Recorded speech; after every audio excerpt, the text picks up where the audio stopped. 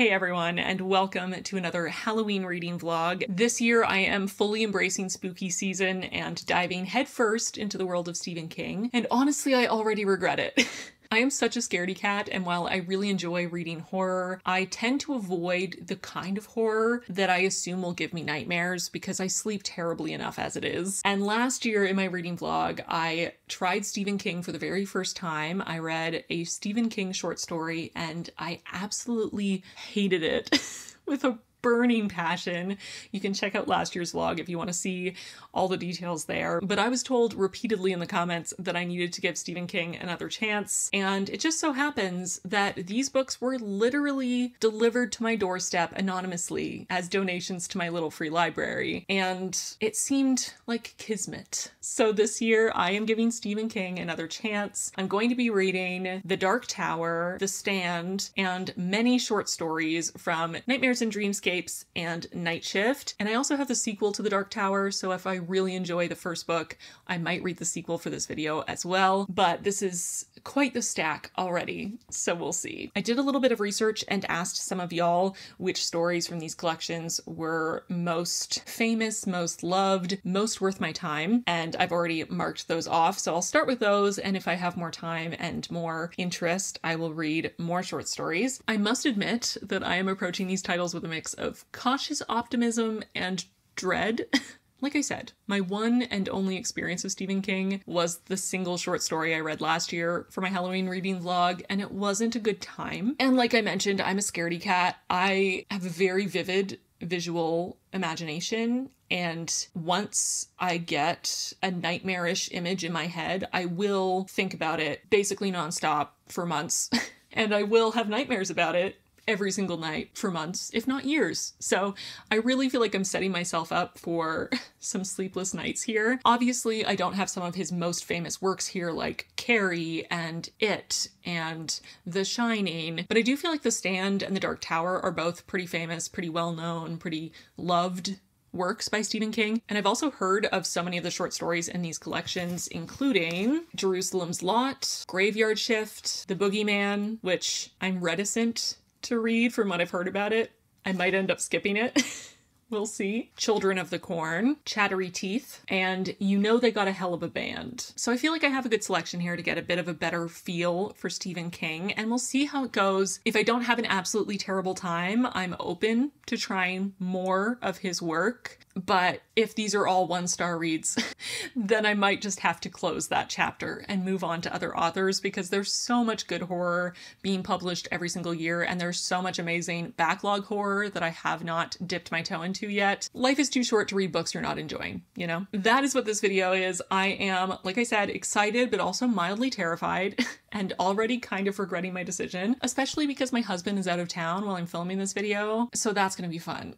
I don't even have the comfort of my spouse to keep me safe at night while I'm sleeping. I'm gonna have to rely on pillow walls and bribing my cats to sleep in bed with me if I'm gonna get any sleep at all. This might just turn into a fun psychological experiment where you get to watch me slowly become more and more sleep deprived. But I'm gonna stop stalling because that's 100% what I'm doing and get started. And I think I'm gonna start with a short story just to kick us off, to get the ball rolling. And I think I'm gonna start with Children of the Corn just because this is such a famous story. I've heard about it, of course. There's at least one film adaptation that I know of, but I've never seen it, and I actually don't know anything about the story. I haven't been spoiled, so I'm kind of curious to know what the deal is with the Children of the Corn. I feel like not only are children great for horror because they have so much potential to be creepy, but also cornfields are really creepy, and I should know because my grandparents are farmers and they do grow corn, and corn at full height in an entire field, especially if you're walking through it, is very menacing. So I'm into it. I'm excited. Farm horror, why not?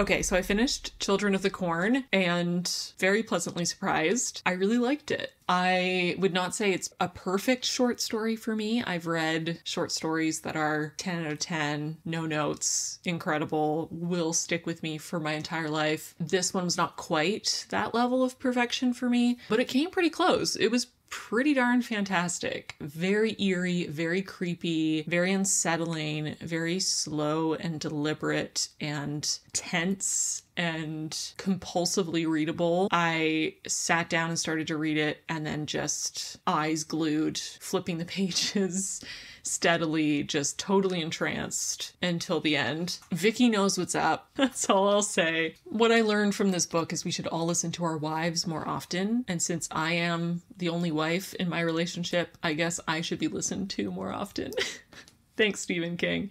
Yeah, that was great. That was really great. Really liked the writing style. There were a couple moments that I thought were not necessarily poetic or lyrical, but very evocative in the imagery and very, again, it just felt very deliberate in the slow stacking of creepiness and tension. A very masterfully done slow build. Really the only thing that was a drawback for me personally was the ending. It sort of gets to a certain point that is quite creepy and feels very final. And then there's essentially a little 2-page epilogue at the end. Eliminating that epilogue for me would have made this 5 stars. The epilogue gave away too much to me and eliminated some of the uneasiness that comes with the unknown. I think this was more effective and creepier, leaving it open to interpretation and allowing the, I suppose, incorrect interpretation of where the motivation is coming from for the Children of the Corn. It made it feel less real and therefore less creepy to me personally. But generally, I am more a fan of horror that is more firmly grounded in reality. I find it significantly more creepy usually. So that makes sense. Also, I think I have a tendency to really like when stories leave things up for interpretation, especially horror and unsettling and weird books.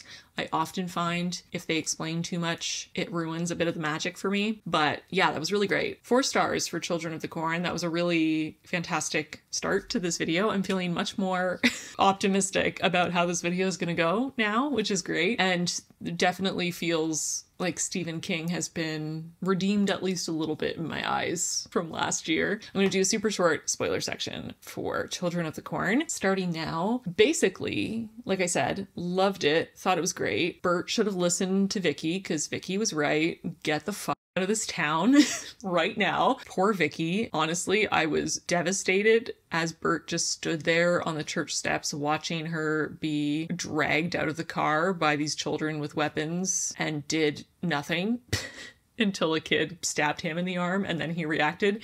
And then even once he reacted, he didn't try to find his wife or help her at all. He just ran to save his own ass. Wild.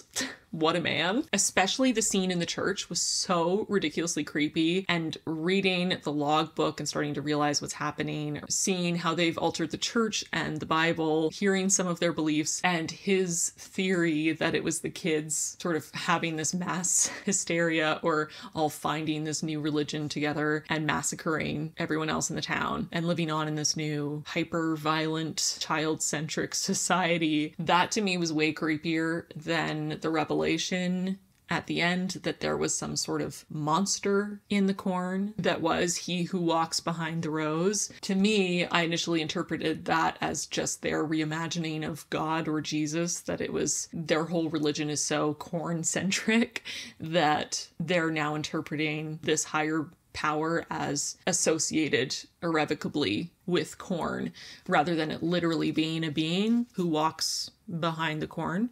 So that the ending of it being, you know, him screaming, but he won't scream for long, and then the harvest moon rises, to me that would have been an absolutely perfect ending, and it would have left it open enough that you could interpret in your own way whether there was some sort of creature or if he was just terrified and imagining something and it was really a child or a group of children coming to finish him off. The little epilogue proving that there is some sort of entity that is demanding sacrifices and killing off the children on their 19th previously and now their 18th birthdays. Just less creepy to me. Again, I find horror that is more based in reality a lot scarier than fantastical horror. So the idea of there being some sort of supernatural entity living in the corn is not nearly as scary to me, because I don't believe that random giant supernatural beings live in cornfields, nor that they could, unless I guess it was some undiscovered species of animal or something. But the idea of children having this seed of an idea, better yet, this kernel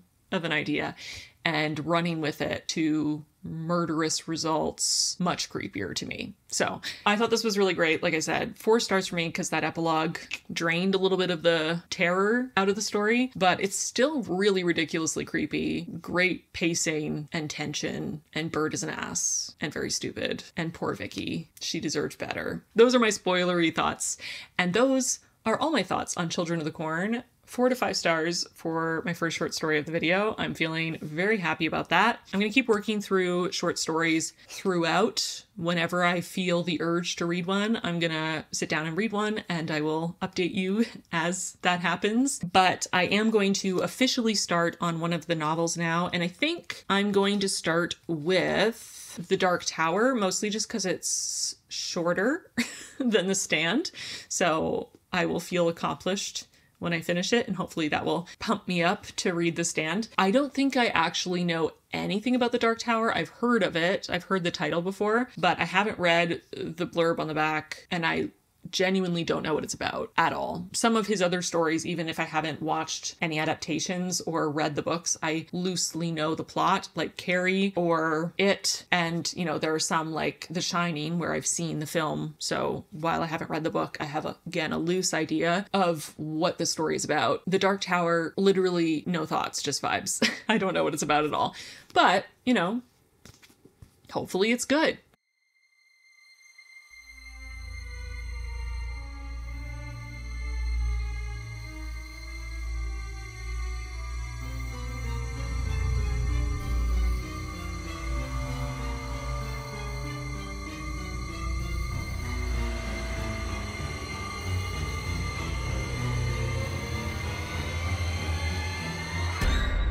Okay, I've made some progress. I have some updates. Not only am I halfway through The Dark Tower, but I also finished another short story literally a minute ago. So I'm going to start with reviewing the short story first, just because I just finished it, so my thoughts are really fresh. And then I'll talk about the first half of this book, because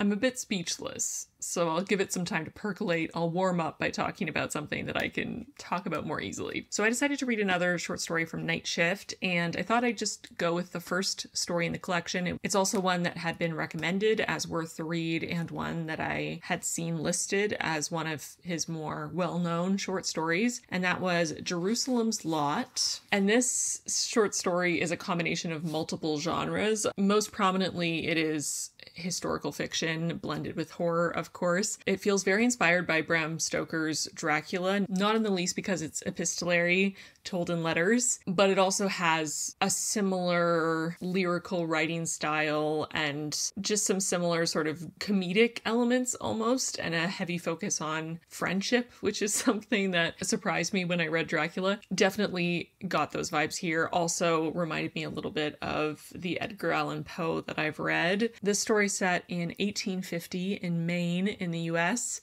and our main character has inherited a family home from a cousin who passed away, and he moves out there with his right-hand man, and they discover a lot of unsettling, mysterious things in the nearby town, in the house itself, and in a nearby abandoned village that seems to be trapped in time and has some very eerie, creepy, unsettling aspects to it. And they're investigating, they're trying to figure out what is going on, they're trying to figure out why so many of the Boone family have died in this house, and they figure it out, and horror ensues.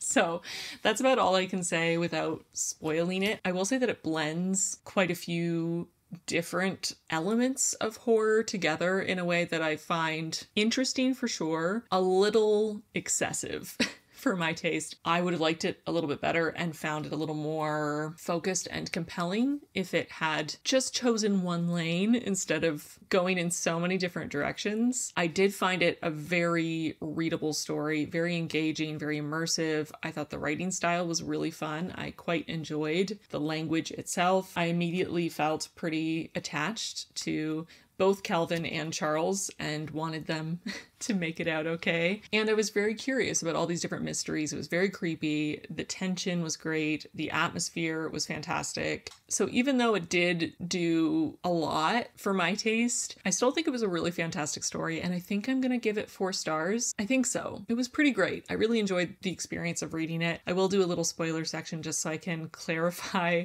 what I mean for anyone who's read the story, but I would definitely recommend it, especially if you are a fan of earlier horror writers like Bram Stoker and Edgar Allan Poe. It really does have that kind of a feeling to it. And I felt like King did a pretty good job of emulating that style. So I had a really good time with it. I'm really excited to read the other short stories I have marked in this collection now. Although honestly, I'm kind of feeling the urge to just read all of the short stories in the collection instead of just reading the 5 or 6 that I had marked. We'll see. We'll see if I have time to do that. So spoilers for Jerusalem's Lot. Basically, not only is this inspired by Bram Stoker's Dracula in the writing style, but it also has, if not vampires, it definitely has the element of undead. At least 2 of the protagonist's family members are living in the cellar as undead zombie versions of themselves, and that is implied to be the noise that they hear in the walls. However many, who knows how many family members who are living on after death, just wandering around between the beams, being undead. So there's that aspect. But then we have this abandoned village that seems trapped in time. And when they go in the church, it definitely seems like there is a satanic sort of corruption of Christianity, worshiping the devil sort of vibe, and everything smells rotted and horrible. And then they start reading diaries of older family members, and there is a history of insanity in the family. And then it seems like their even older ancestor founded this town, Jerusalem's Lot, and founded this strange religion, and that basically the entire population of the town is reproducing with each other, and that it's a very inbred, incest-laden village. And so a bunch of the children being born are being born with birth defects, and other people are interpreting the birth defects as manifestations of their sin because they are engaging in incest. So there's that aspect. And then it turns out there is a literal giant ancient worm living under the church that is being summoned by this undead pastor who is our protagonist's ancestor through the use of this ancient tome. And the worm is what they were worshipping. And it's implied that it came from another planet. So we have this like sci-fi giant worm creature horror element to it. So there's just a lot. There's just a lot going on. We find out at the end that there was actually one final family member, a distant relative who has come to take up residence in this house yet again and is complaining of the rats in the walls. And it just feels like the cycle is starting all over again because the undead are still trapped there and the worm is still under the church. They didn't defeat the worm, they just burnt the book. But there are at least, I think, 4 more books in existence of these tomes that can call the worm or free the worm. So the cycle continues. And I really liked the ending, actually. I thought that that was quite fun and creepy. This idea that this cycle is not over and it will come back, and, you know, more and more family members are going to be drawn to this place and sacrificed to the worm, or going to be relegated to a life of eternal torment as an undead corpse in the walls. But I just felt like it was a bit much to have all these different elements of the undead and the sort of like Satanist, creepy, inbreeding town trapped in time and the sci-fi worm. And I couldn't help myself. I just kept imagining the worms in Dune, which is not how it's described. I just couldn't help myself. It was just a lot of different things, which is definitely what keeps me from giving it 5 stars, because I just felt like it was getting a little out of hand. I think focusing on fewer elements would have been better for me. I think eliminating the undead is creepy that it sounds like there's things in the walls, but they could have literally been rats or some other creature, or they could have just never figured out what it was. It was just creepy. The undead, I feel like, didn't add very much to it, and the giant worm didn't add much to it for me either.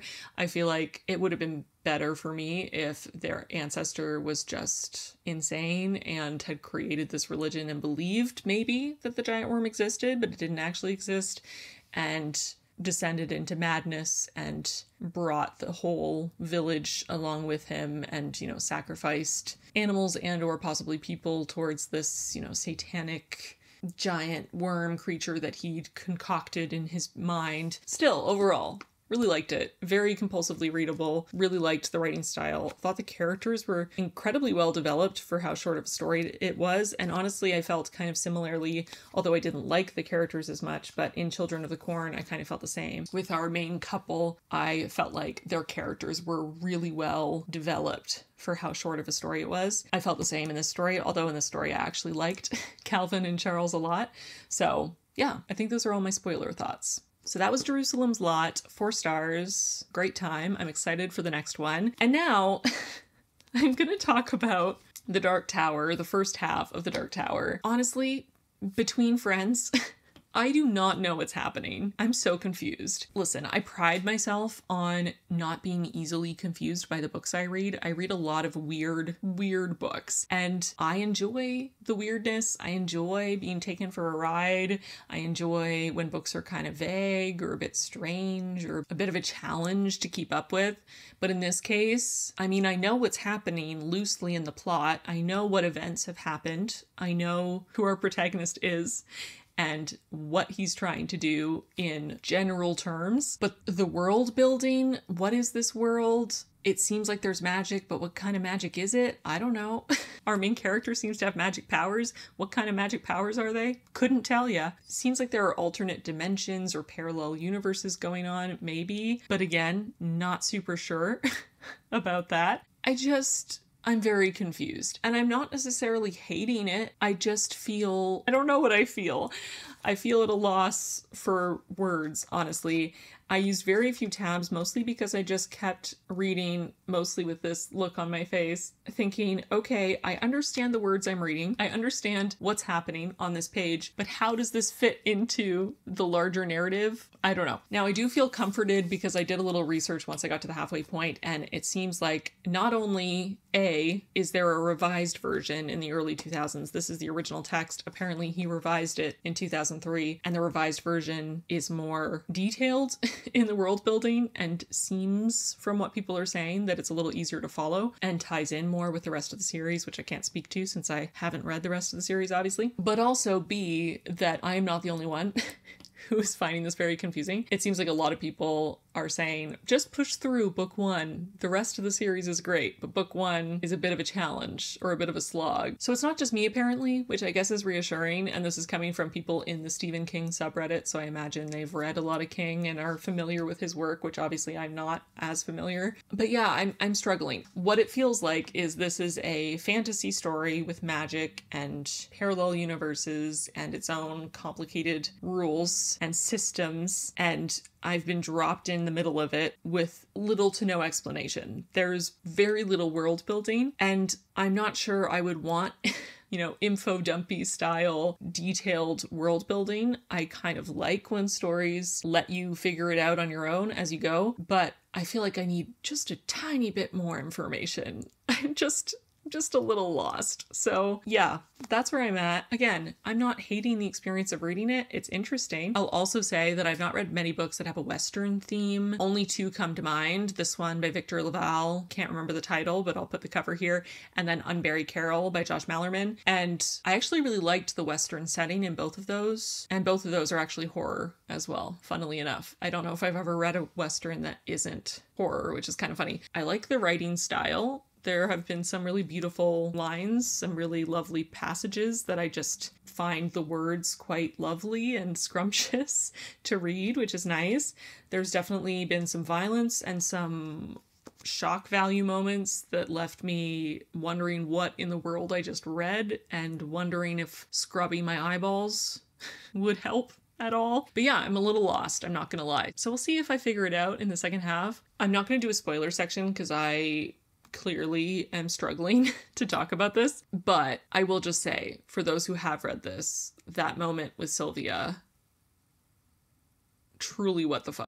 I'm hoping it will be explained somehow, because not only do I not fully understand how that happened in a technical sense, but also why. Not only why did it happen within the narrative, but why did King feel the need to write that scene? If you've read the book, you know what I'm talking about. And if you haven't, I'm glad that you don't know what I'm talking about. Definitely check out the content warnings on the book card that I'll share in my final update once I finish the book, so I can have all of them together in one place, because there are definitely things to be aware of going into this book. And I'm gonna go and read the second half of this and hopefully be able to make head or tails of it in some form. And then I'll be back and I will hopefully have more coherent thoughts for you. But in the meantime, as I finish the second half of this, I will probably read another, if not a couple more short stories from this. So next time you see me, expect a final review of The Dark Tower, Book 1, Gunslinger, and also a review of a short story or two. But I'm gonna go off, immerse myself in more of Stephen King's very twisted mind, and we'll talk soon. We'll talk soon.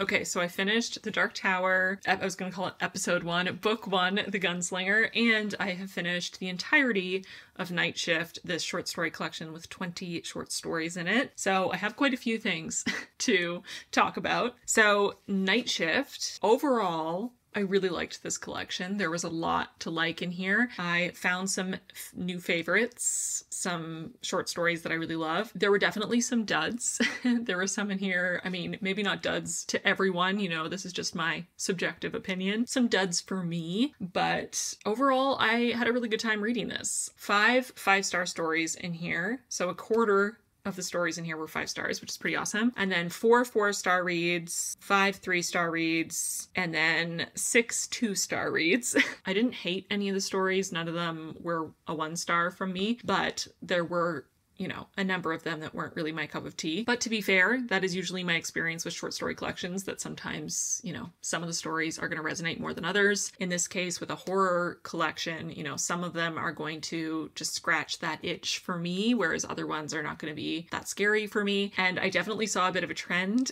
in the stories that got 2 stars from me. And generally, those were the stories that were a bit sillier. Not that there's anything wrong with silly horror, and I've definitely read, you know, horror or horror adjacent stories that have a bit of a silly, absurd quality, and I've enjoyed them, but I don't know, there was just something about some of these stories that just felt like something a teenage boy would come up with, which, to be fair, I think this is Stephen King's first ever short story collection and some of his earliest work, so maybe he literally was a teenage boy when he wrote some of these. Yeah, some of them just weren't for me, so some of the stories like Trucks and Battleground and Lawnmower Man, I was just kind of reading them to finish the collection and then at the end going, okay, well, that exists.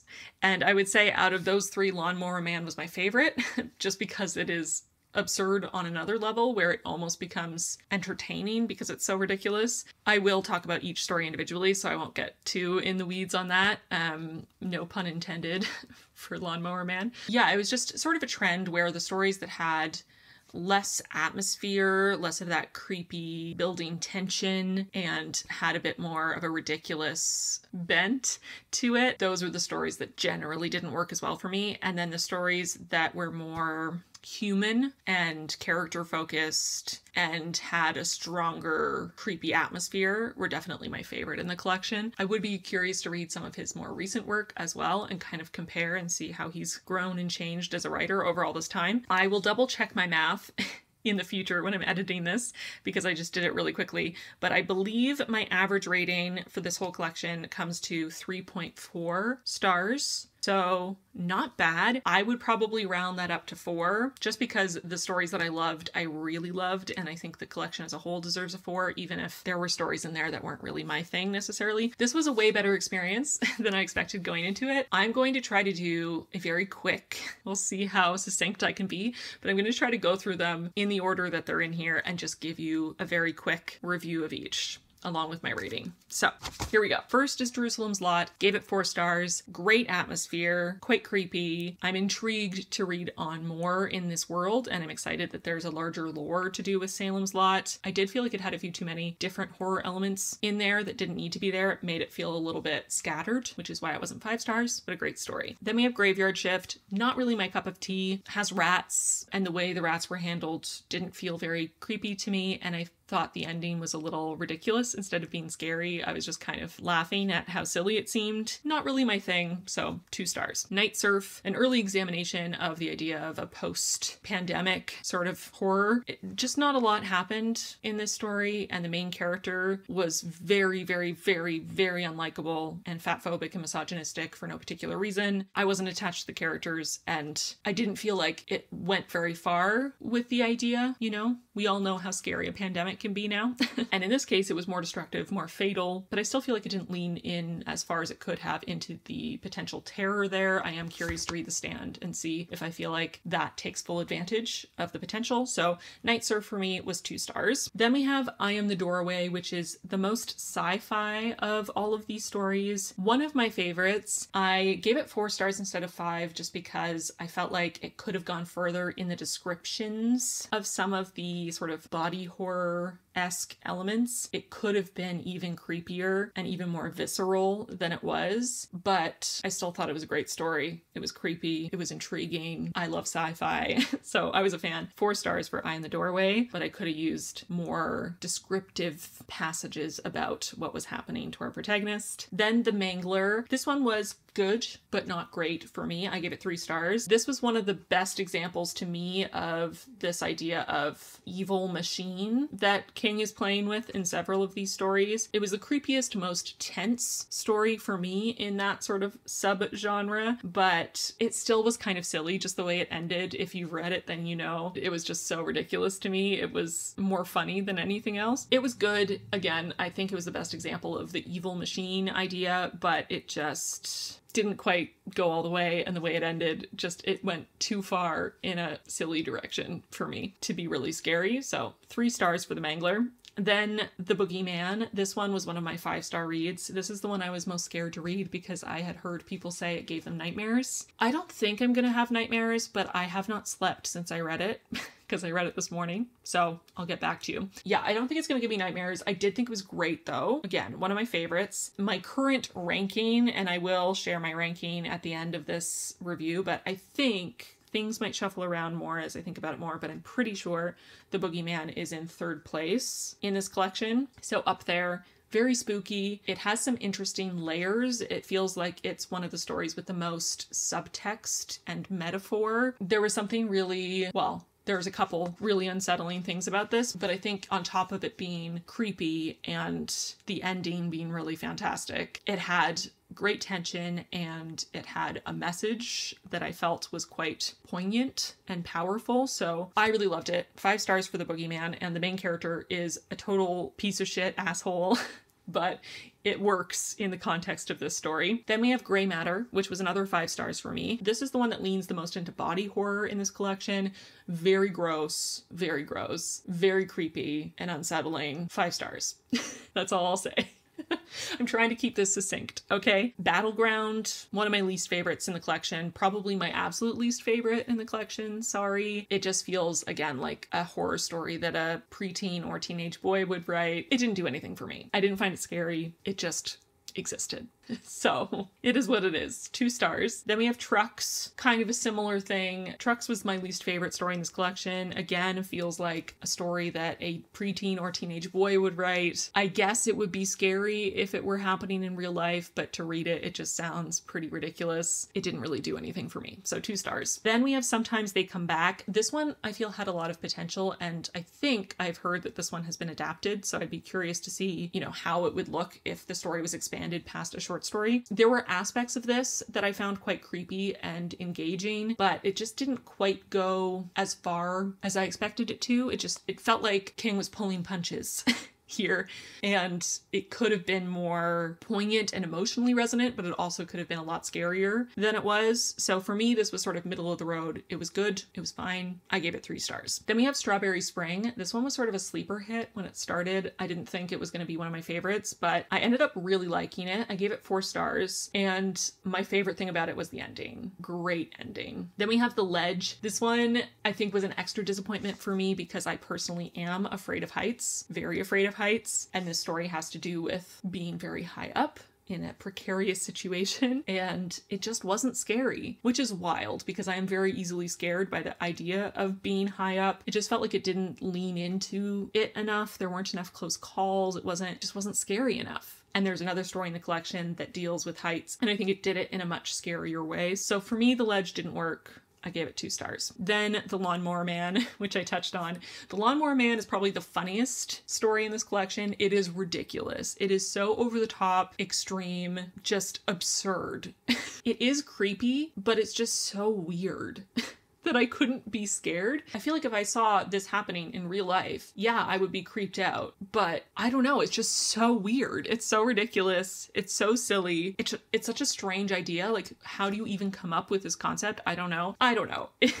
For me, it's a 2-star read. It was just strange. I didn't find it scary. I just found it very, very, very weird. Okay, then we have Quitters Inc. This one has to do with quitting smoking, and I am not a smoker, nor have I ever been. I also haven't dealt with addiction in my life, so I don't have a personal connection to the subject matter. I think this one did a really good job of not only telling, you know, sort of a thrilling, scary story, but having a larger message about addiction and about how addiction doesn't just hurt the person who is addicted, but also the people who love them, and that hurt is, you know, compounded on over time. So I thought it was a good story. I thought it was interesting. There were some aspects of it that were a little hard to suspend my disbelief for. There were some plot holes, but overall I thought it was a good story. I ended up giving it 3 stars. Then we have I Know What You Need, which is one of my favorite stories in this collection. I gave it 5 stars.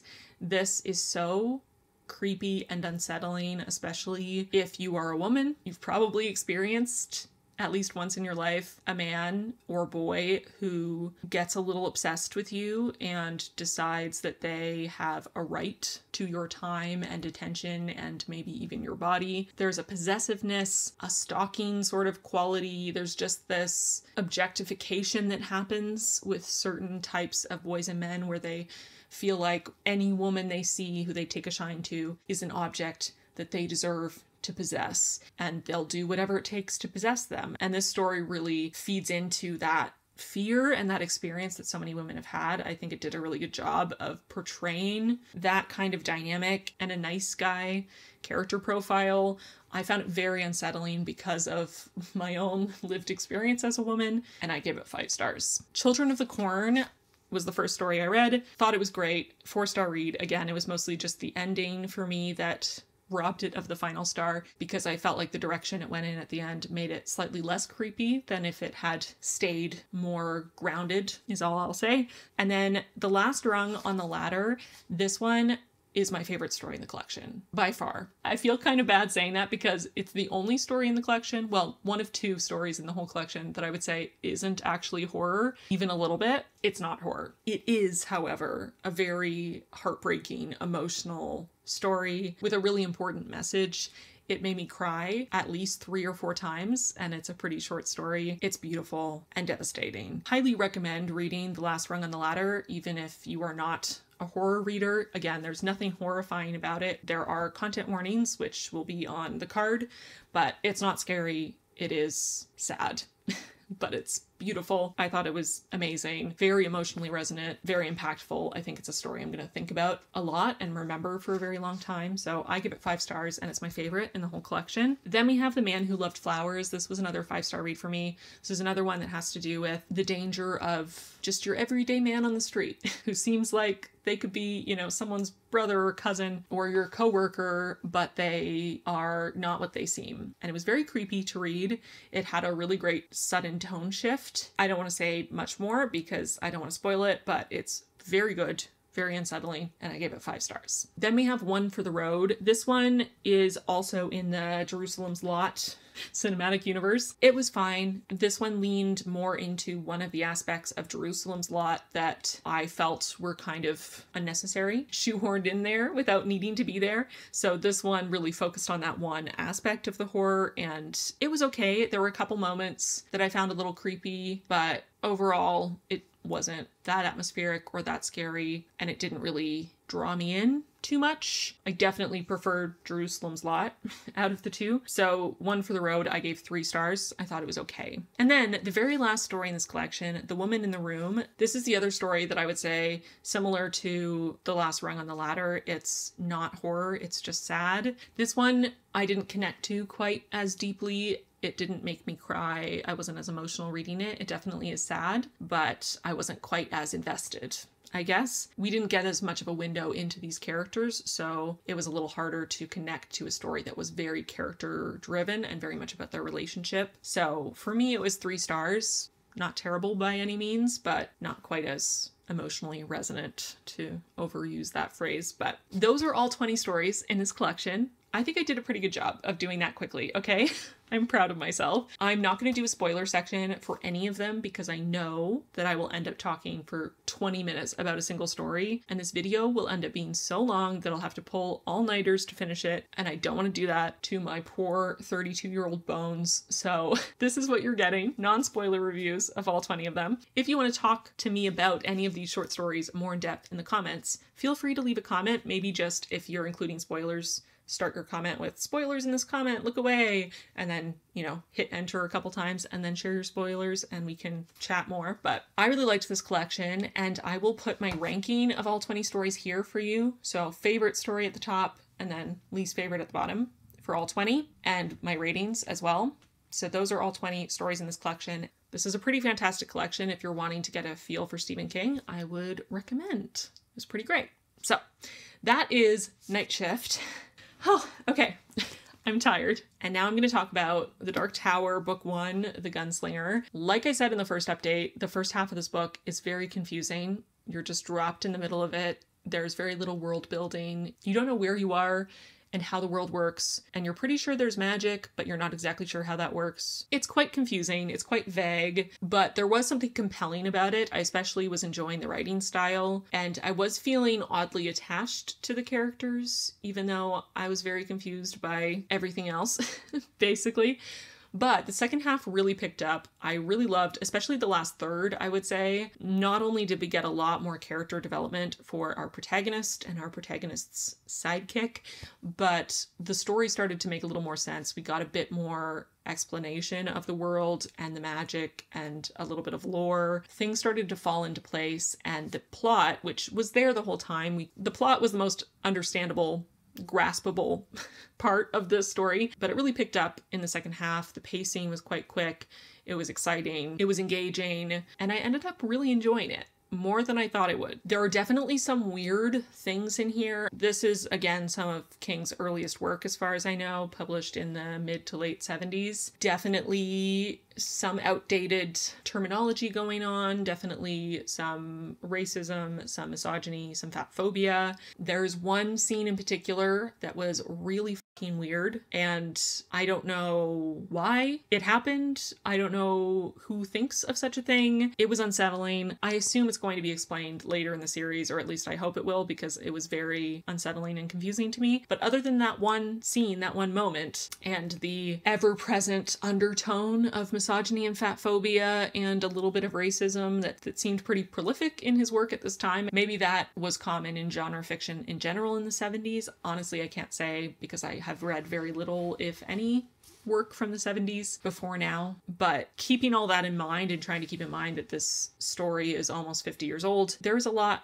to like in here. There's a lot of value here. The writing style is really beautiful. I really enjoyed the writing quite a bit. There were some interesting philosophical discussions, some great character development, some really interesting relationships between characters. The plot was engaging. The world was fascinating once we started getting a little bit of world building. And I'm definitely invested and curious to read on in the series. So I will be reading on. I have book 2, so I'm going to read book 2, which is The Drawing of the Three. I think this is a 4-star read, dropping a star for some of the content that was unnecessary, but also for how confusing the beginning was, because I don't think it had to be so confusing. I'm trying to keep myself from getting onto a tangent and talking for an hour straight. But I think that's everything I wanted to say. I really liked how it ended. It was very propulsive and definitely made me want to immediately pick up the second book in the series. So I am going to basically do that. I mean, technically I finished this yesterday, but I am going to now pick up book 2. So that's The Dark Tower, 4 stars, and Night Shift, which I also gave 4 stars. So a pretty good start to this video. Better than I could have expected or hoped for, honestly. I'm feeling pretty happy, to be honest, and hopefully my luck continues. So my plan now is to start on book 2 of the Dark Tower series, The Drawing of the Three, and to start the next short story collection I have, Nightmares and Dreamscapes. This collection is almost 700 pages long. And The Drawing of the Three is around 450 pages. So hopefully they don't take me ages to read. We'll see. I assume that it's going to take me the rest of the video to finish this collection if I keep kind of reading short stories here and there as I did with the first one. But I'm going to try to finish this before I start The Stand, which will be my final read for this video.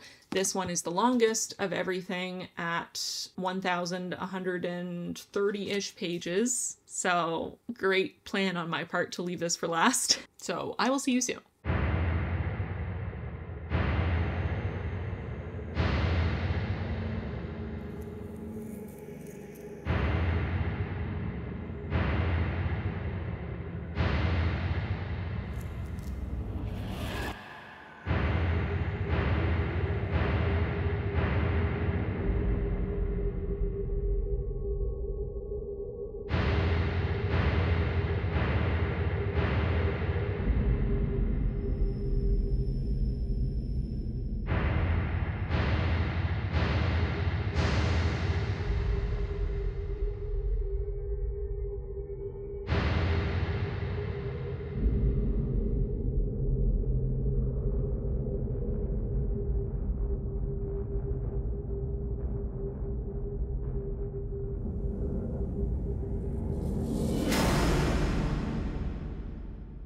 Okay, so it's 1 a.m. and I just got to the halfway point of The Drawing of the Three, and I feel like this is deja vu a little bit, because similarly to the first book in the series, the first half is not quite doing it for me, although in this case it's not doing it for me in a different way. Basically, how do I not spoil it? We have a pretty significant shift in the primary setting for the story in the first half. And although Roland is still there, we are introduced to a new character who takes a lot of screen time. And while I like the new character, the setting does not interest me in the least. So this whole first half is mostly dealing with the new character and this new setting and the problems therein. And it's just not something I would personally choose to read about. I'm not interested in it. So I've liked little portions. The very beginning was great, really great. There have been a couple little flashes of moments that I enjoyed, and I do like the new character. I just find this new setting that was introduced and the problems that they were working through were just not interesting to me. And it does seem like we've moved on to something else, but I'm not sure how to feel about what we've moved on to now, because we've been introduced to yet another character. And so far, she seems to be a loosely cobbled together group of stereotypes. So I'm really hoping that is just the first impression and she ends up being developed a lot further and is more than what she appears to be so far. But so far, I am side-eyeing King for this characterization of the new character, Odetta. But yeah, I don't know. It's easier to follow than the first book, I'll give it that. I can't say I like it as much. I also find the writing style less lyrical, which probably is a plus for a lot of people, but for me personally is a minus. I love more lyrical writing. I love what people call purple prose, and I've been told before that I'm not allowed to say I like it because purple prose is only a negative thing. I disagree. I like purple prose. I like pretentious writing. I like lyrical writing. If it's well done, then I find it beautiful and I enjoy reading the pretty words, you know?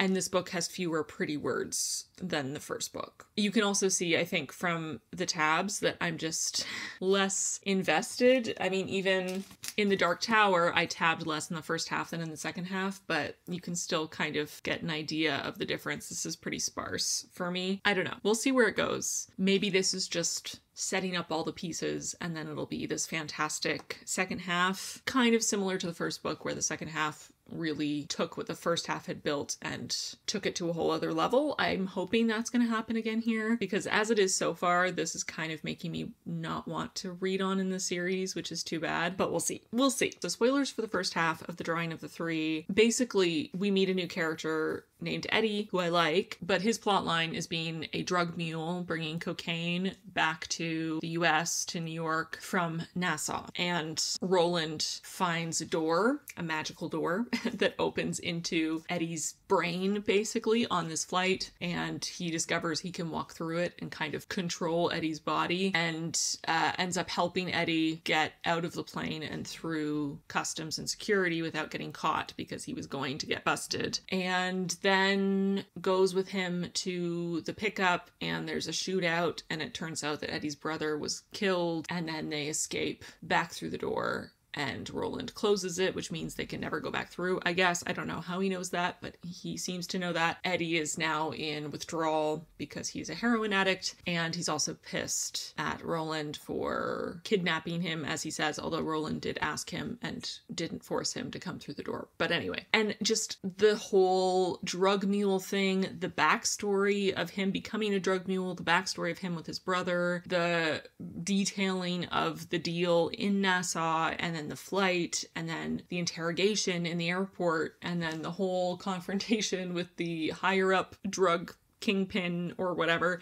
You can tell I don't know anything about how any of this works.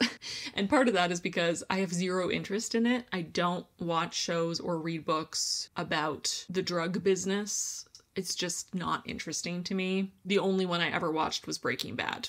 And I feel like that's a very different kind of drug show. So I personally wouldn't choose to read a book about drug smugglers, drug dealers. It just wouldn't be something I would pick up. So I felt a little bait and switched that we started with Roland. The first little bit with him was fantastic. The scenes on the beach, these creepy alien lobster creatures that are really fast and vicious and trying to mutilate and kill everyone. Really intense and kind of funny, but also scary. And then he finds the door, and that's cool and interesting. And then things just kind of unravel for me.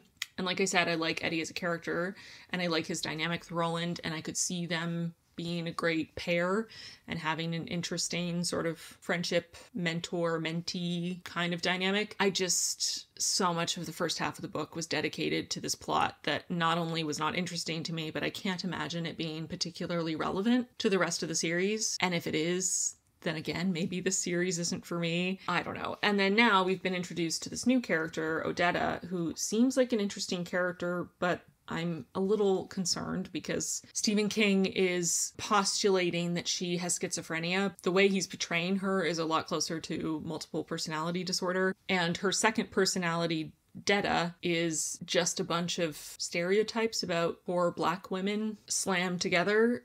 and there are some really weird scenes already that are sexualizing her in a way that is very uncomfortable to read. So I hope that the character is going to be more developed and she will be more than what we've seen so far. Where I am in the story, she's only just been introduced, but I definitely have a bitter taste in my mouth just from the first little bit of how Detta is being portrayed, because it's bad, y'all. So I'd love to have a female character in this series that stays alive for longer than a chapter or two, because so far that has not been the case, but I'll have to wait and see. So that's where I'm at. This is very disappointing. You saw how excited I was after finishing the first book. I really thought I just found a new favorite series that I was going to really enjoy going through, and maybe it gets better, but I don't know.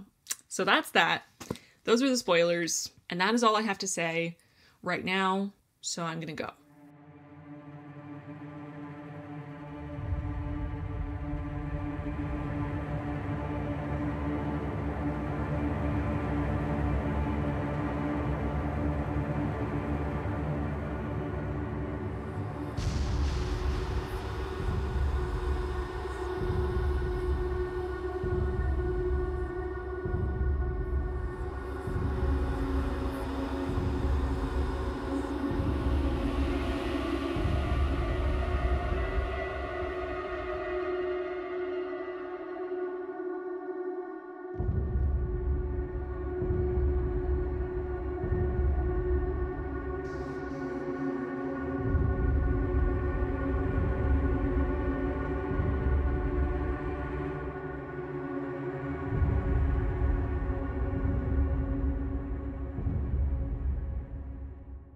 Okay, so I've made a lot of progress. Not only did I finish the drawing of the 3, but I'm also roughly halfway through Nightmares and Dreamscapes. I am going to hold off talking about Nightmares and Dreamscapes for now, because I think the best way to do it quickly and not to repeat myself too much is just going to be running through all the short stories in order and giving really brief reviews like I did when I finished Night Shift.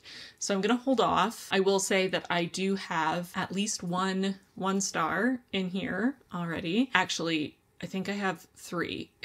Not great, but I do also have, I believe, 2 5-star stories already. So it's a very mixed bag. I will say that the stories in this collection in general are significantly longer on a story by story basis than the last collection. And I don't know that that always serves the story. Sometimes it feels like it's just too much detail, too much focus on the minutia, that the pacing is slowed down too much for it to be as punchy and effective as some of the shorter stories. So that's all I'm going to say for now, but I will share my thoughts on all of the stories once I finish. But I will talk about the drawing of the 3, because I am sad to say that I didn't really enjoy it overall. I'm really sad about it, to be honest, because the first book ended up really pleasantly surprising me in the end, and I was pretty invested and interested to see what was going to happen next and how this journey to the tower was going to go and what was going to happen with Roland. But it just felt to me like this book got too sidetracked with the backstories of the various characters.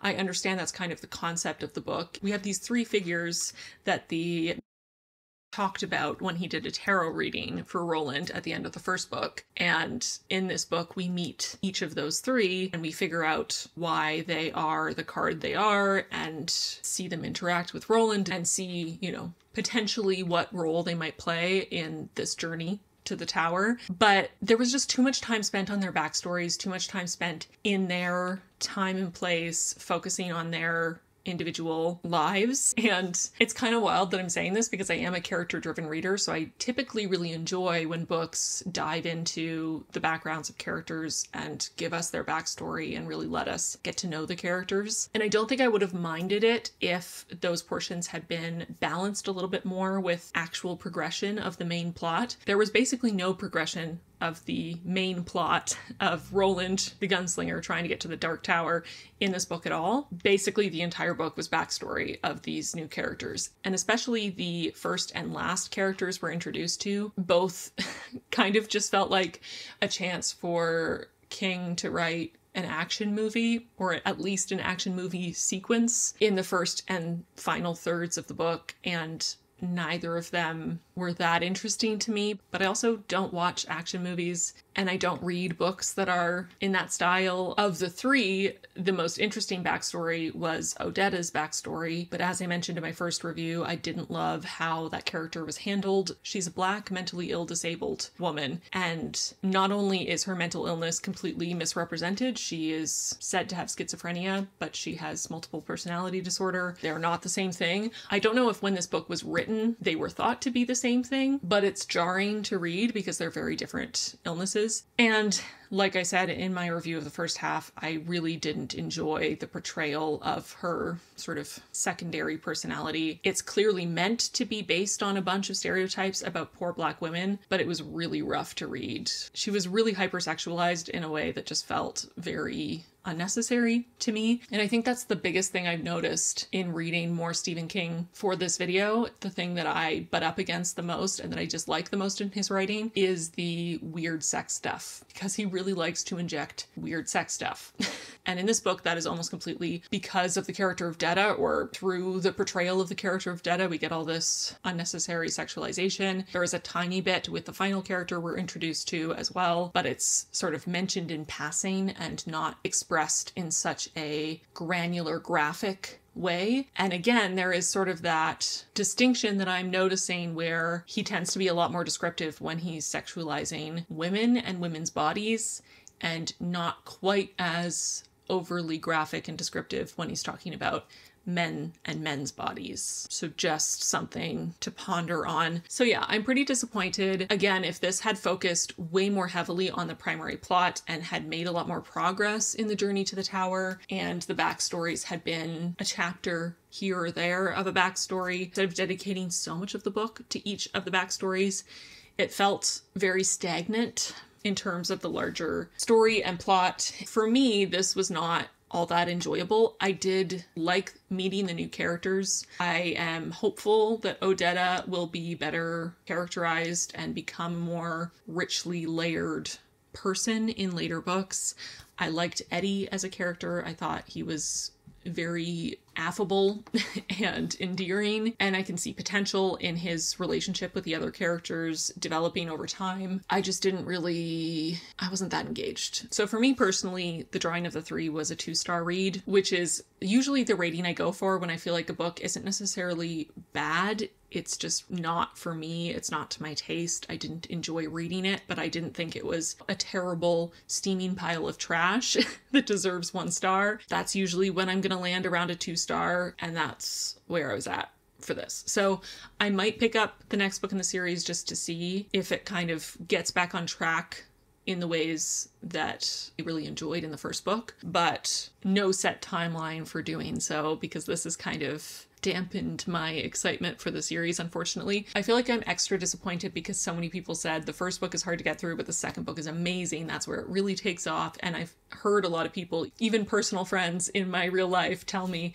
that this is their favorite book in the series, and it just didn't work for me. But again, I'm not a fan of action sequences, you know? This had a lot of action scenes. I'm going to do a super short spoiler section. I don't have a lot to say that I haven't already covered, but I do have one thing. The one thing that I want to say that is a spoiler. First of all, I'm glad that Jack Mort, who is a disgusting garbage human, ended up dying horrifically and experiencing a similar kind of pain that he put Odetta through for no fault of her own, for zero reason except his own gross, weird, sexual, murderous impulses. But I just have to point out the fact that his name is Jack Mort, M-O-R-T, as in mort in French, which means death, and he represents the death card, and the way he fulfills that representation is by dying at Roland's hand. It's a little on the nose for me, and I get that not all English speakers are going to recognize where that word comes from, where the name comes from, and what it means, but that's just a bit of a pet peeve of mine, naming characters very literally for what their purpose in the story is. Obviously, before we even are introduced to the character, we know he's supposed to be the death card, so we already know that he has associations with death in one way or another, and we very quickly learn one of the ways he's associated with death, which is is that he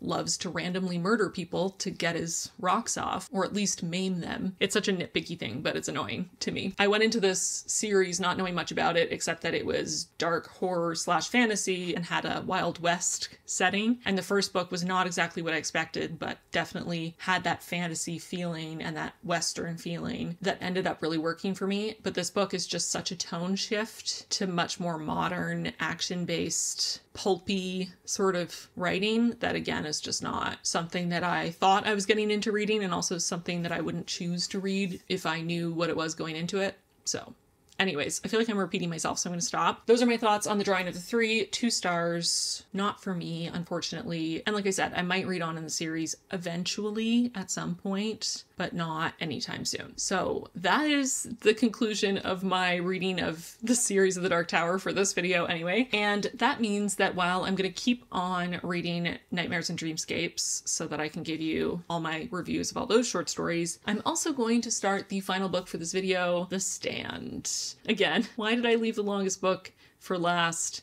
I know the reason I was thinking is that if I started with the shortest book, I would finish it faster and feel accomplished and get some inertia going. And that's all true and is what happened. But it also means that I only have a couple days to finish this video and I have an 1100 page book to read. So I'm gonna go start this.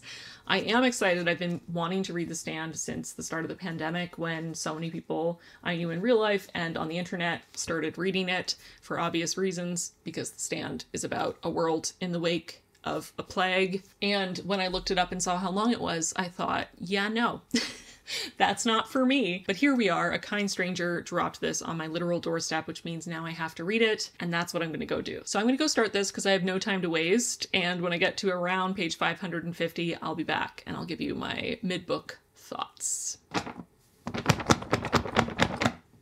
This is a very hefty book. Even though it's a mass market paperback, you could really take someone out with it.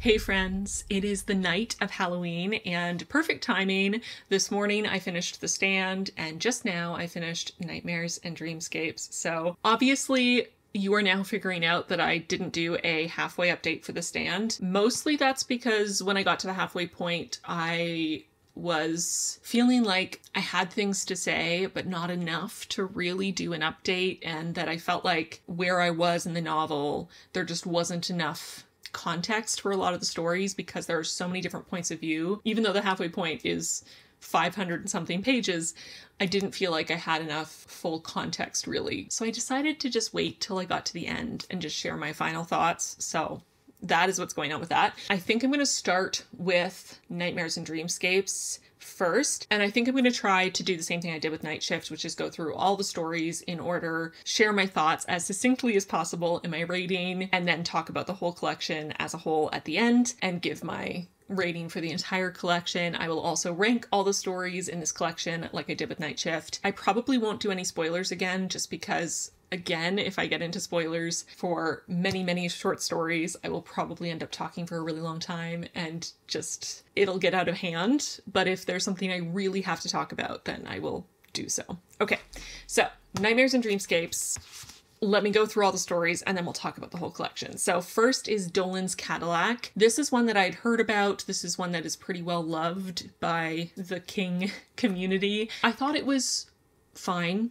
It didn't really grab me. It was a little long, which is something you will hear me say repeatedly about this collection. A lot of these stories were longer than they needed to be. I guess it's, you know, an interesting exploration of sort of losing yourself in revenge, but I don't know. It just didn't really do that much for me. It was fine. The character was interesting. It just didn't blow me away. So I gave it 3 stars. Then we have The End of the Whole Mess. This was one of my favorite stories in the collection.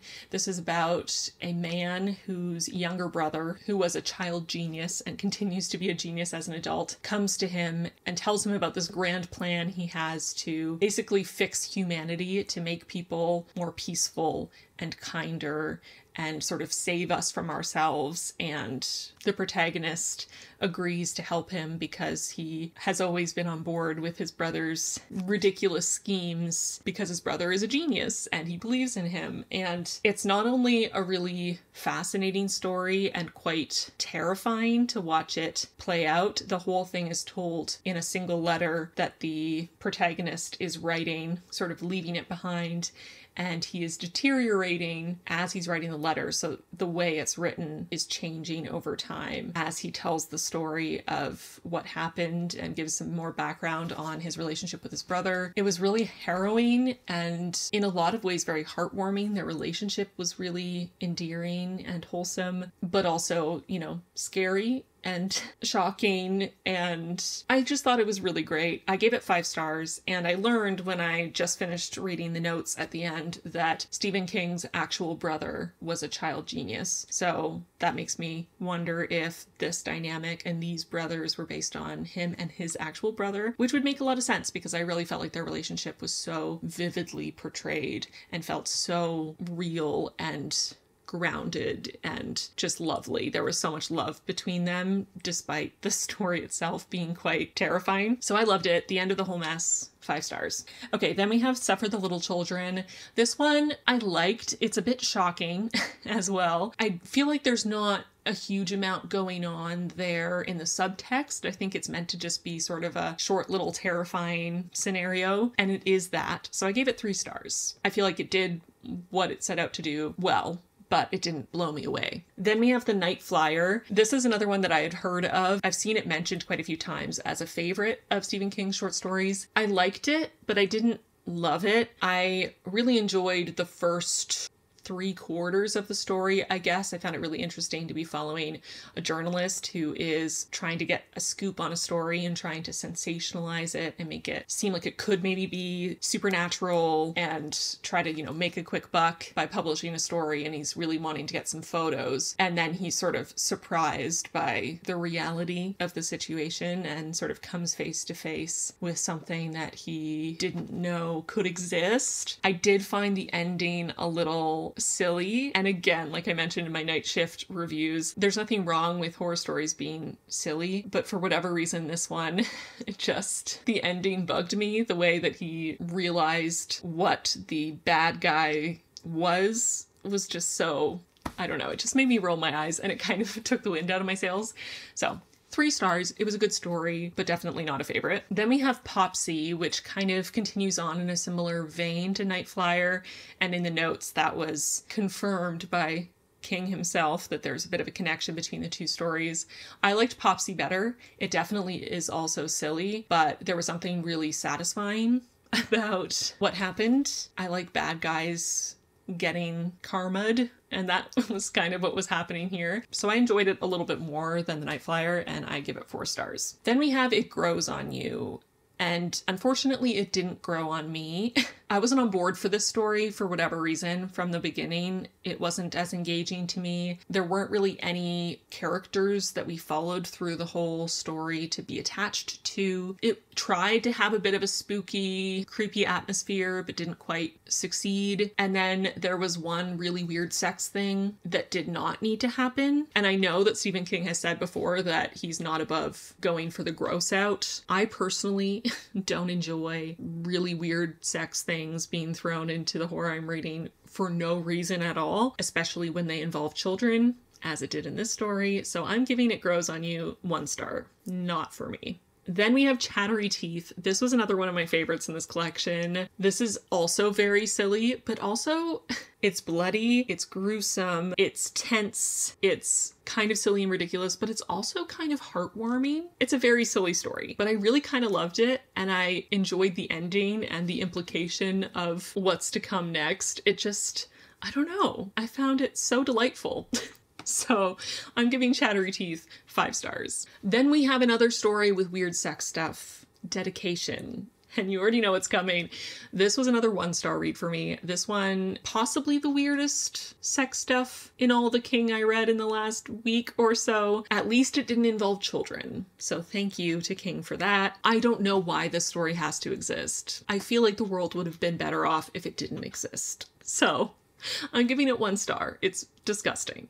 Then we have The Moving Finger, which is also a very silly story. This one definitely has a more serious tone, though, despite the subject matter being kind of ridiculous.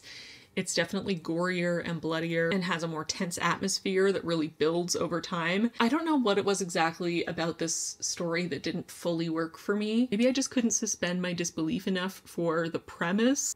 I don't know. But for me, it was 3 stars. It wasn't terrible by any means. It just didn't quite capture me. I feel like, well, I know for sure that lots of people love this story, so don't let me put you off.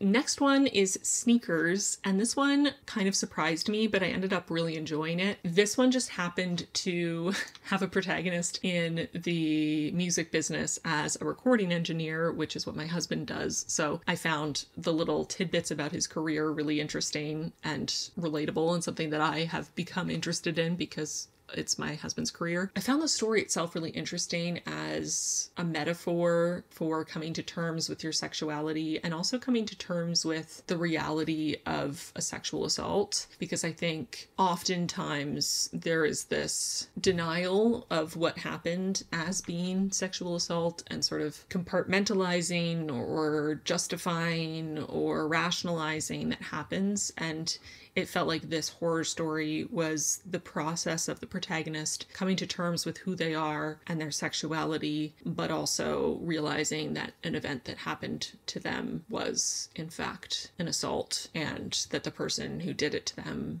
is not actually a nice person or a good person or their friend. And it felt different from a lot of King's other stories in a way that I enjoyed. I don't mean that as a dig, it just was different and fresh and interesting. I don't think I've ever heard anyone mention this story as a favorite, so maybe I'm the one weird person in the corner who liked it, but I really enjoyed it. I'm giving Sneakers 4 stars. Then we have You Know They Got a Hell of a Band, which is also one that I've heard talked about a bunch. I was really looking forward to it because it's a great title and also because I'd heard about it so much, but unfortunately this one just didn't capture me. Again, I struggled with getting on board with the premise again. As much as the premise was kind of strange, I feel like it could have been a lot scarier than it was. It just felt like a very half-assed exploration of this idea to me personally, so I'm giving it 2 stars. Then we have Home Delivery. This is another one that just didn't capture me, and another one where I felt like the premise had a lot of potential to be a lot scarier and a lot more intense, and it just didn't quite go there. I wasn't a fan of the main character and I struggled to get on board for the story in general, so this was another 2-star read for me. Then we have Rainy Season. This one was a surprise, but I really enjoyed it. It also has a very ridiculous premise, but I think it was handled really well. It was very creepy. It was very intense and escalated quickly, and I just thought it was really interesting and unique, but also very thrilling and fun to read. So I gave it 4 stars. Then we have My Pretty Pony, and this one is one that I've also heard about a lot as one that is less of a horror story, but sort of, it's wholesome, it's poignant, it's emotional, and yes, I like the central theme of talking about how time starts to pass more quickly as you get older and cherishing the time you have with the ones you love. But for me personally, all of that was destroyed, all of that goodwill, by one tiny inclusion of weird sex stuff between 2 kids who are related. Again, for what reason? Why? Did King feel like the story wasn't horror enough, so he just threw that in No, why? Stop it. So for me, My Pretty Pony was 1 star because why? Please stop. Then we have Sorry, Right Number. This one was very predictable from as soon as the phone call happened, I knew who had called and guessed why, and I ended up being right. But that doesn't mean that it wasn't a good story. I do think it was a really emotional and tense story, and as much as I'm a bit frustrated with the main character for completely losing it under pressure in a way that I would hope I wouldn't do, but who knows, because this is not a situation that could ever happen. But still, overall, I really enjoyed the story, and I feel like this was one of the shortest ones in the collection, and that helped it have a really quick, snappy pace that I appreciated. So I gave it 4 stars. The 10 O'Clock People. This one is also kind of a silly idea, and the premise feels very random to me, and I kind of have to struggle to wrap my head around it. But I feel like this one is a really interesting metaphor for how power corrupts and the greed and detachment that can happen for people who ascend to positions of power within our society. Again, this was one of the shorter stories, and it had that quick pacing, and it had sort of creepy, gross out moments, and was very tense. So even though it was kind of weird, I liked it. So I'm giving it 4 stars. Next is Crouch End, and this is another one of my favorite stories from this collection. This one probably has the best creepy atmosphere of any of the stories in this collection. It is so uncomfortable. I feel like I could feel my skin crawling while I was reading it. It was so unsettling and creepy and tense, and everything that happened made it scarier and scarier. This is definitely a longer one, but to me it was worth it, and it was, again, one of my favorites in this collection. Very, very scary to me personally, and I'm giving it 5 stars. Next is The House on Maple Street, and this was another one of my favorites in this collection, possibly my favorite of all of them. This one is less horror and more sci-fi, but this is about a family of kids living with their mom and their mom's new husband, their stepdad, who is abusive to their mom and to them. And it's about what happens when they start noticing weird things in the walls of their house. And I loved all the kids. I felt like their relationship to each other was very quickly established and felt very realistic and sweet. And I feel like the parents were really well drawn, even though they were not on the page for very long. And I loved the direction the story went in, and what was happening in the house was so interesting. And the ending was incredibly satisfying. I just loved it. I thought it was very wholesome and endearing, and I really liked it.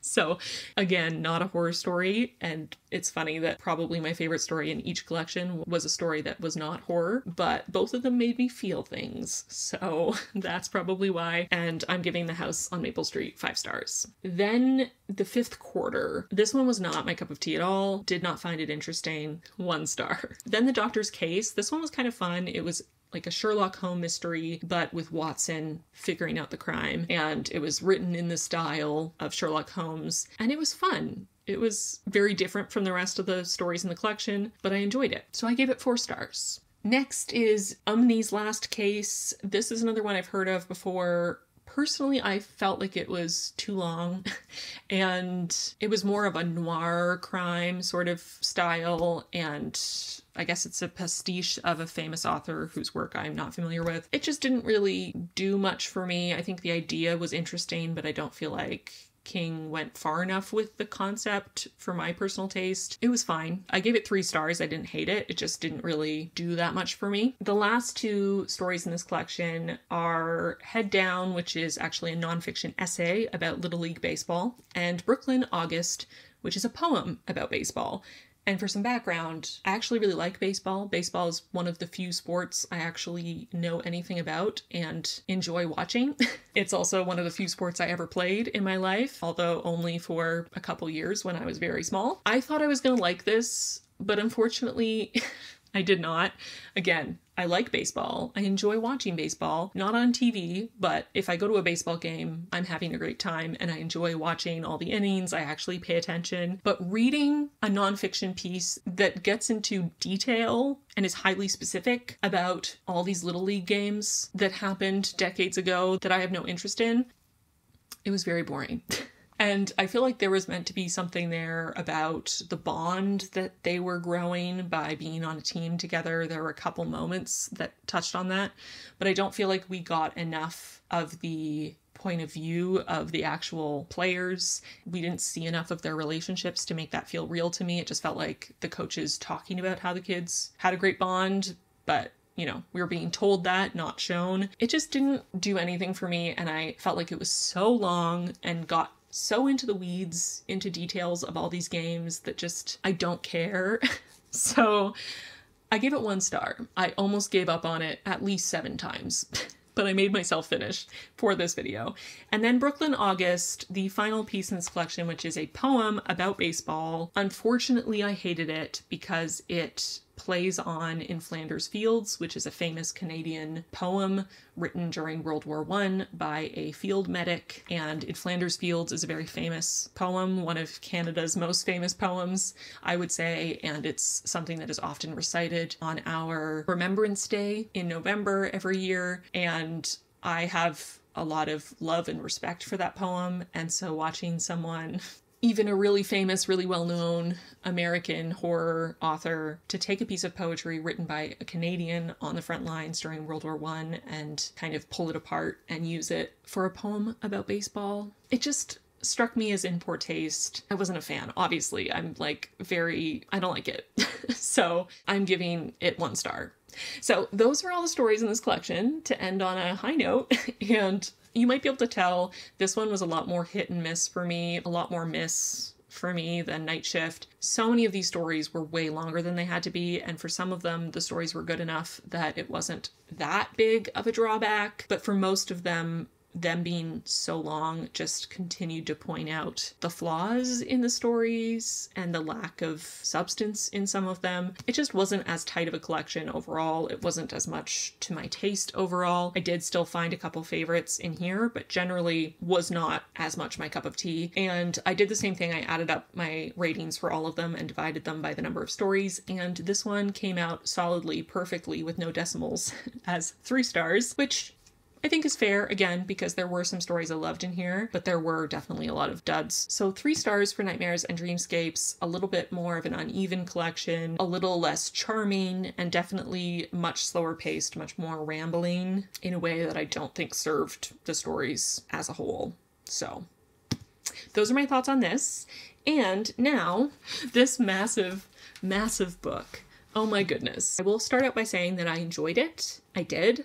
I have a lot of qualms. There are a lot of things I could nitpick about it, but overall, I thought this was a really fantastic story. It is an epic journey. It is very character driven, and the characters are fascinating. Not all of the characters are as well developed as others, mostly the female variety, unfortunately, but still, overall, I was pleasantly surprised. I didn't expect to hate it by any means, but especially because it's so long, I thought that I would feel like it was dragging on and it had a lot of filler. There were definitely some scenes that I'm not sure needed to be as long as they were. There were some moments that I wondered why we were spending so much time on this, especially some of the chapters that just went through council meetings and talked through what everyone was saying and voting yay or nay on all these different ordinances that they wanted to establish in town. It just was very granular in a way I'm not sure it had to be. But as I was thinking about it, it did feel really long, but I'm not sure that there are any characters or plot lines I would really feel should be omitted. I feel like all of the many characters had their place in the story. All of the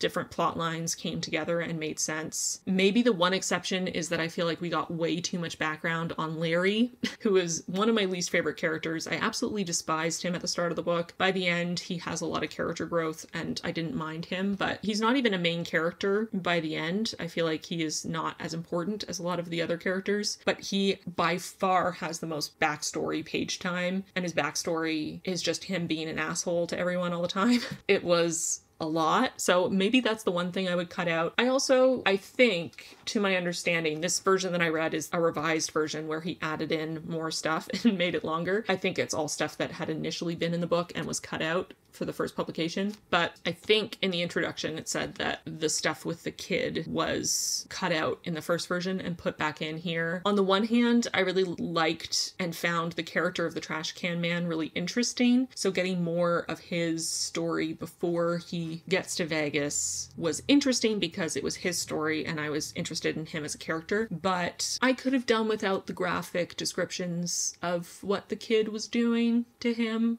personally.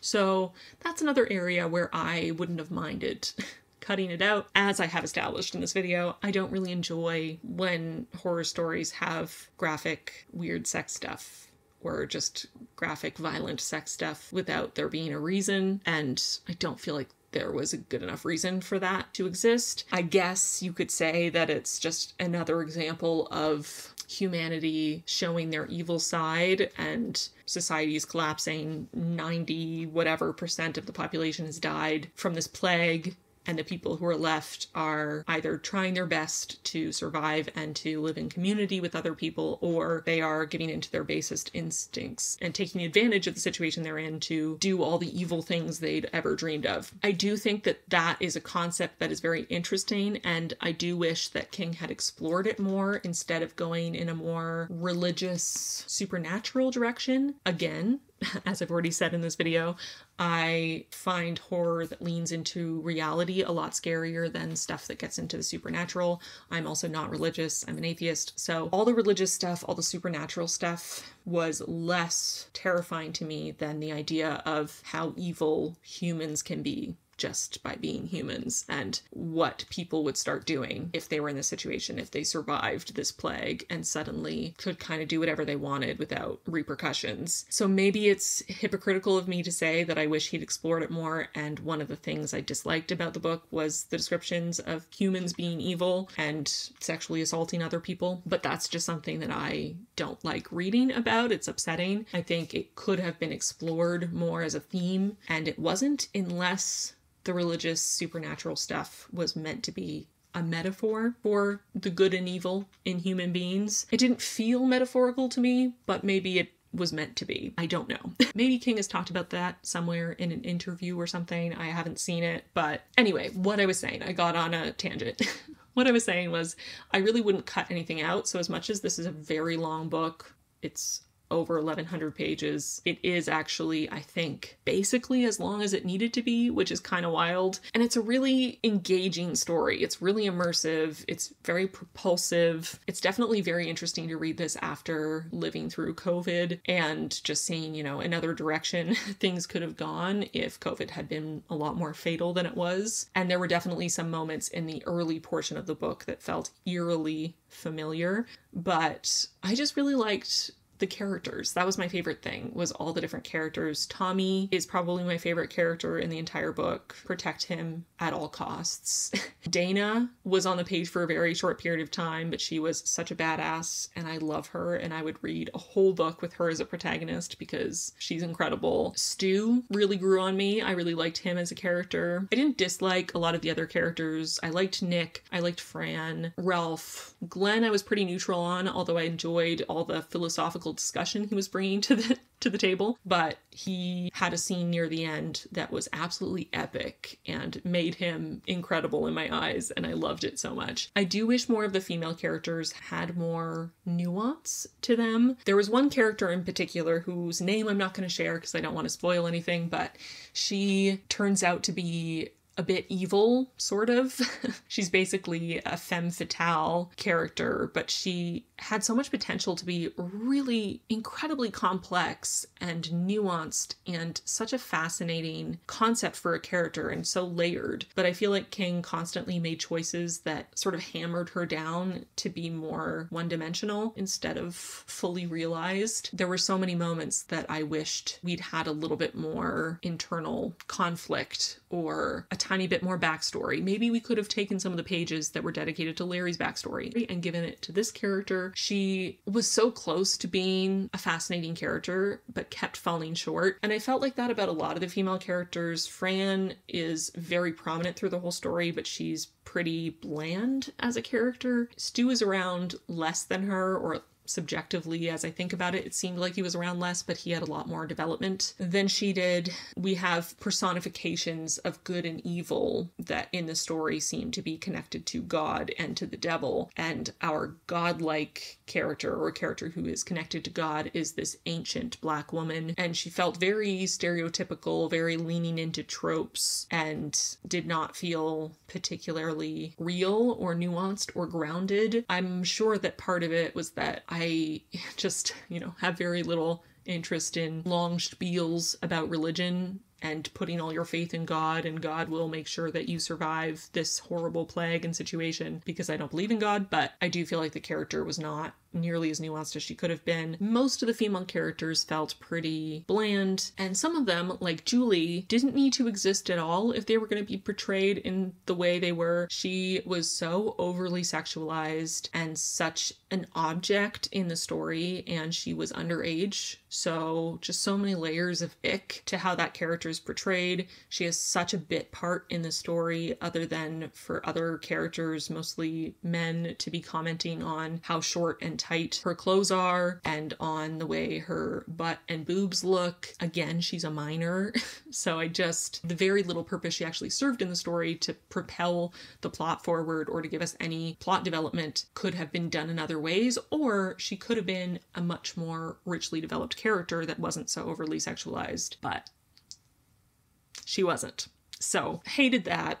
I really wish the female characters had had even a modicum of the development and page time and backstory that the male characters did. It is what it is, but it was frustrating for sure. I did find the villain character, Flag, really interesting and quite terrifying, mostly in the way that he has this veneer of being so charming and friendly until he's not, and it's like a switch is flipped and he is absolutely terrifying. I think he was terrifying enough as is without any supernatural elements to the story, but he was definitely a very scary, menacing antagonist. We did get a little bit of philosophical discussions and examinations of the human condition and human nature and the collapse of society, but also rebuilding a civilization. I could have used even more of that, but I love that kind of talk in the books I read. I love when authors just go off on tangents as they philosophize about whatever themes are in the novel.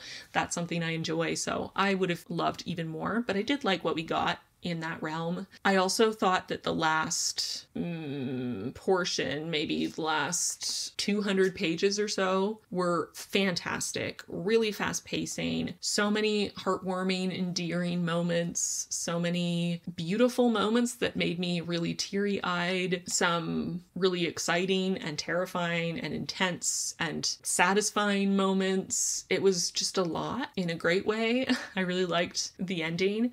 I think the very, very ending, the sort of epilogue, in some ways I like it and it makes sense for the character and it makes sense for the story and I understand it. In other ways, I wish it hadn't happened because reasons, but it makes sense to me. I understand it. Oh, I also found it really interesting that King was having all these characters who were misfits or troublemakers or in the underbelly of society being drawn to Flag because they finally felt like someone wanted them and respected them and valued them and there was a place where they were going to belong. I feel like that's such a poignant and true thing about human beings, that we all need to feel like we belong somewhere and that we matter to people. And these people, many of them were in prison. They felt like society had abandoned them, and suddenly someone with a lot of power is calling to them and wants them to be with him, and they feel like they have a purpose and they have a place to belong, and that is so valuable to them that they will ignore so much just to hold on to that place where they belong. I feel like that was such a powerful message and so true, and I really loved how it was explored in the story. Again, I think this would have been more powerful for me personally if it had been less religious, supernatural,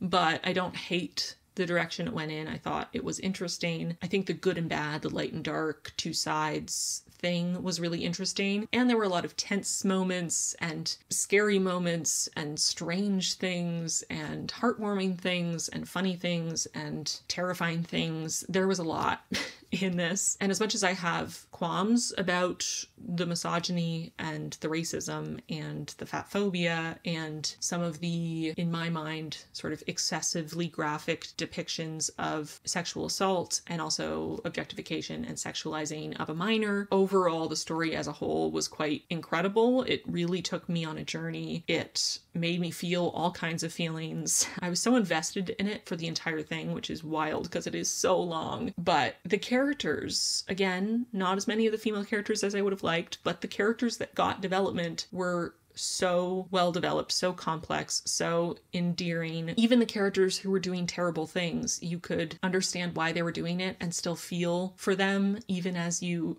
yell at the book, stop, you're making everything worse for yourself, you're self-destructing.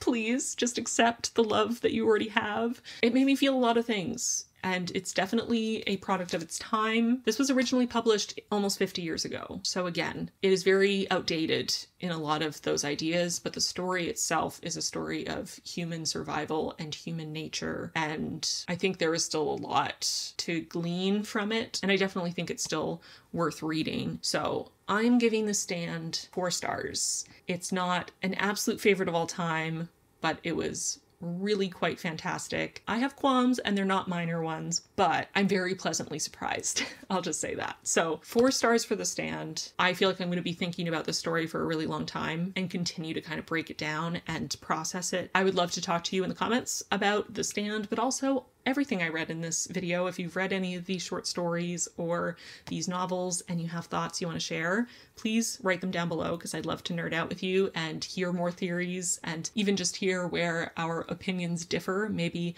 my least favorite short story is your favorite and vice versa. I want to know, so please let me know. I'm going to do the shortest spoiler section of all time, or I'm going to try to. I'm saying that up front to try to keep myself accountable for The Stand, but I want to keep it short. Okay. Spoilers for The Stand. The character I'm talking about, who is this femme fatale evil character, is Nadine.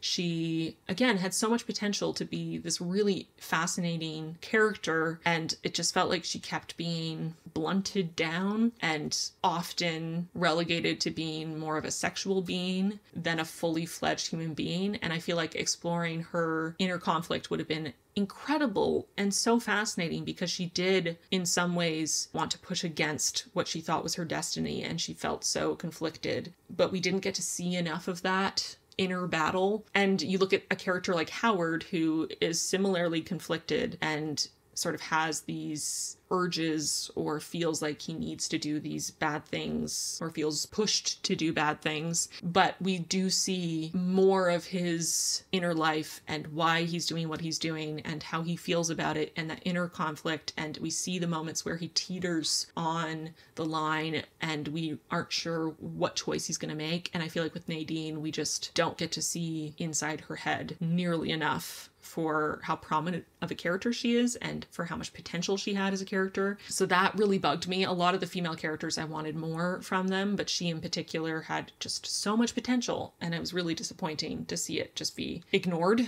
On a positive note, the whole end of the book with Tommy and Stu and Kojak the dog, I loved it. I loved it so much when Kojak showed up and helped Stu survive when he fell and broke his leg and was left behind. I definitely started crying. I do love animals, so that's not a surprise. But then when Tommy showed up and they were so excited to see each other and all their moments together and their little Christmas, and Tommy saying it was the best Christmas he'd ever had, it was just heartbreaking and heartwarming and lovely, and I loved it, and I kept tearing up reading those chapters. And like I said, Dana is a total badass. I loved her scene of freaking out and totally confusing Flag by just going batshit and sacrificing herself to protect Tommy. Such a badass. So incredible. I wish we had more of her. And like I said, I would read a whole book about her. Do I have more thoughts? I'm really trying to be concise so I don't talk for 5 million years. I mean, there's so much I could talk about.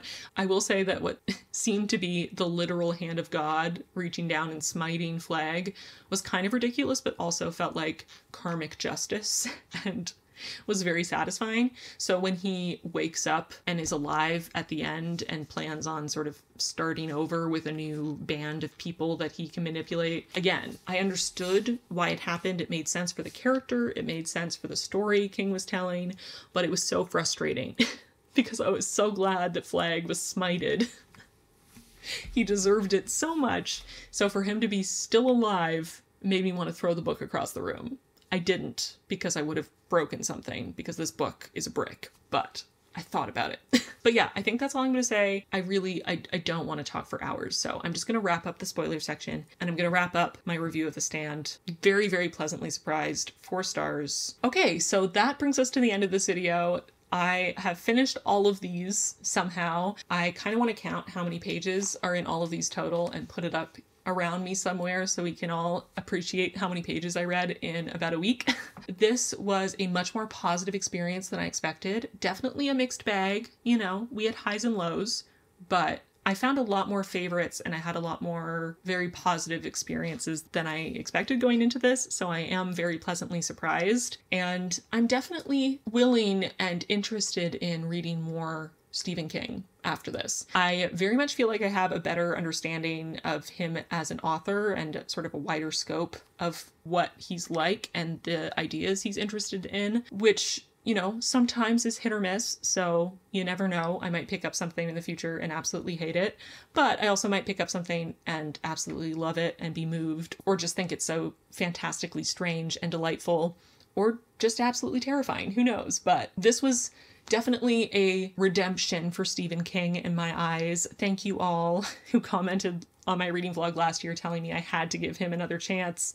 You were right, I did. I'm still not a fan of everything he's ever written, for sure. I definitely have issues with how he handles characters who aren't white, skinny men, but he has some interesting ideas that are worth exploring, and I'm glad I learned that in this video. So I don't know if I can hold these much longer. They are so heavy. Oh my god. Okay. But yeah, that is this video. Those are all the things I read. Lots of stories. My brain feels a little bit like it's been run through a blender and then just dumped back in my head. So hopefully at least some of the thoughts I shared were coherent and at least a little bit entertaining for you. Again, I would love to hear your thoughts on any and all of the things I read in this video in the comments. Let's nerd out. And also give me recommendations based on what I liked and what I didn't like in this video. Are there other things that you think I would like of Stephen King? Are there things that you think I should avoid at all costs because I'll hate them? Let me know. I would love to have a more curated list of where to start with his oeuvre because he has been prolific for a very long time, so it's a little overwhelming. But this was a nice little sampler. Thank you to the anonymous stranger who dropped these on my doorstep. I appreciate you. There is probably no chance you're watching this video, but still thank you. I think this is turning out to be a very long video, so thank you for being here all the way to the end. Give it a like if you enjoyed it, subscribe if you haven't already, and leave a Stephen King-esque emoji in the comments so I know you're a real one and watched all the way through. I appreciate you. And now I'm gonna go enjoy the rest of my Halloween evening with my family. Happy Halloween, even though you're watching this in the future. I hope you had a wonderful Halloween, and I will see you very soon in my next one. Bye, friends.